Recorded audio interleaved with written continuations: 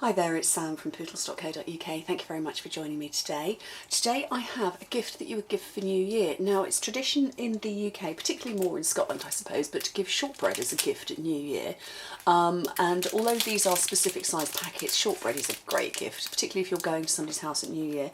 So this particular packet of shortbread, and I think there's maybe 8 sticks in here, it measures 4 by 3, which is approximately, it's about 10.5 by 7.5 centimetres, so it's a nice, it's a good size packet of little biscuits. But I've boxed them up for you, but I'm using the envelope punch board because I love it and I haven't used it recently. So let me pop that out to one side. The piece of cardstock you need, or paper I should say, is 7 by 7 inches, which is 17.5 by 17.5 centimetres. And you take your paper and you put it in the side that you want to have uppermost.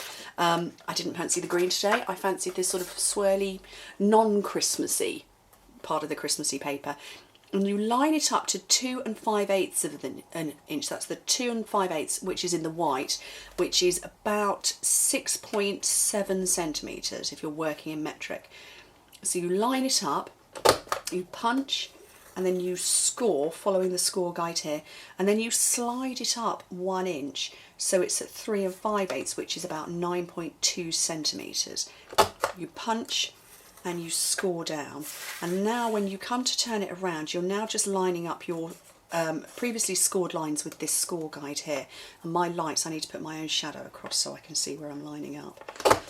You punch and you slide it along to the next one. You punch and score, and you just keep following it all the way round, punching and scoring on both the score lines that you've put on each side. So effectively you're going to make 8 score lines. So the last 2, there we go, get rid of those. And I'm going to round the corners, which is the corner punch at the top.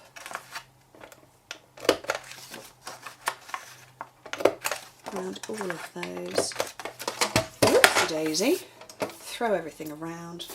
And that's the punching and the scoring done. You can perhaps see it better on the green side. So I'm going to put that to one side for a minute. I'm going to do some stamping. Now this one I did using the Best New Year stamp, but I'm actually going to do a smaller one. I'm going to use A Gift for You, which is a single stamp, and I want to do it in the chalk ink, the Whisper White craft ink rather. I like it, I like the effect.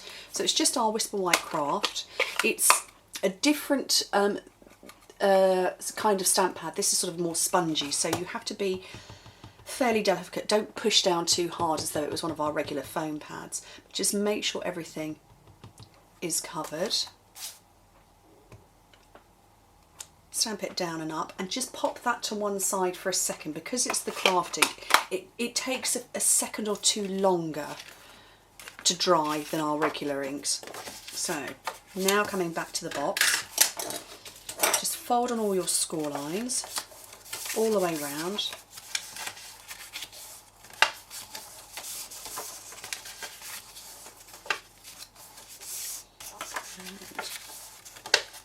There we go. Now this obviously is a rectangular box, so make sure you've got it the correct way up for your packet of biscuits or whatever you've got going inside. And I want it to fold over like that, so I want to trim up these sections here, which is down at the bottom. You've created 2 tiny little boxes with the score lines, little squares. So cut up those, so you're cutting vertically up the length. Turn it all the way around and do exactly the same again. And then if I flip it over, a little bit of snail on those tiny little square tabs.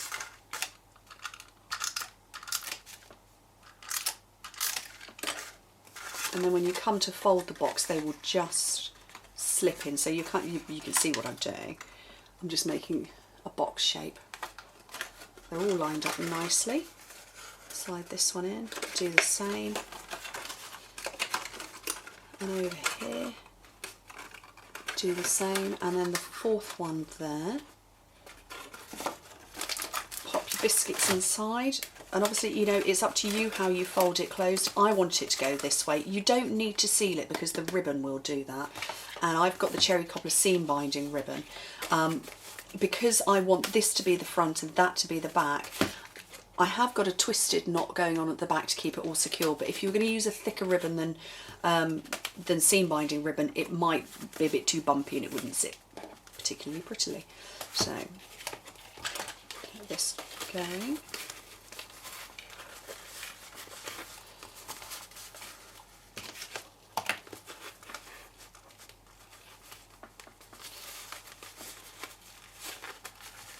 Oopsie daisy, can't get my fingers working today. There we go. So I'm just going to tie one knot for now. And I'm going to leave the ends quite long because I'm going to tie a bow, if I can. Let me see if I can get this bow going. No, not bad, not bad, not brilliant, but not bad. I think my New Year's resolution will be to learn how to make bows on film. Right, this should be okay to cut out now, and I'm going to use, which I forgot to get out, the label bracket punch. I must have got it out, I can't see it on my desk anywhere at the moment. Where's that gone? Oh, I can see it now. I've got all my punches, they're all here, and I'm staring at them and staring at it. I can't see it. There we go. Right, punch that out, little hole punch to get some, I'm going to use the smaller one so I can feed some Whisper White Baker's Twine. Actually, you know what, I think I might use the Cherry Cobbler Baker's Twine. If I could find the end. Everything's conspiring against me today. There we go, there's the end. Feed that through there.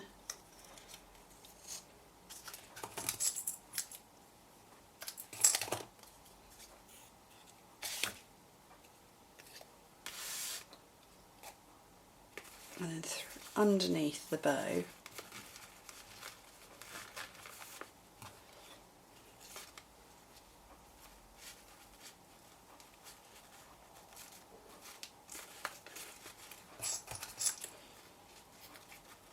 And there we go.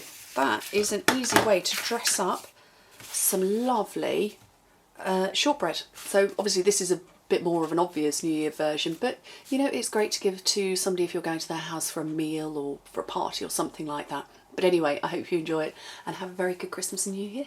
Bye.